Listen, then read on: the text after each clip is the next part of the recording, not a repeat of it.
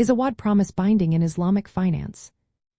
Imagine making a promise to someone that you genuinely intend to keep. In Islamic finance, this idea of a promise, called wad, plays a key role. But is it legally binding like a contract? That's what we're here to find out. A wad is a unilateral commitment, meaning only one person makes the promise. It's not a two-way contract where both sides have obligations. Instead, it's more like a moral pledge to do something in the future, like buying or selling an asset.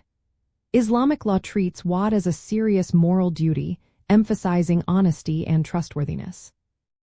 However, it's important to know that a wad does not create the same legal obligations as a formal contract.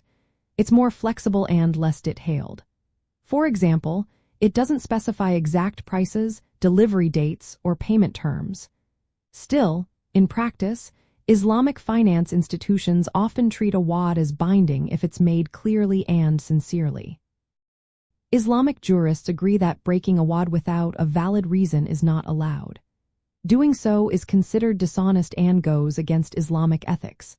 Because of this, many Islamic banks use wad to secure commitments, especially in transactions like foreign exchange forward contracts. These are agreements to buy or sell currency at a future date, helping bring clarity and trust without a formal contract. In Islamic finance, wad is also used in leasing or partnership agreements to show commitment. Sometimes, banks requiring a security deposit called hamish al-jidiyah to cover losses if the promise is broken. This encourages parties to keep their word and act in good faith. From an ethics and governance perspective, wad supports transparency and accountability. It allows parties to make clear promises without violating Islamic rules against interest or excessive uncertainty.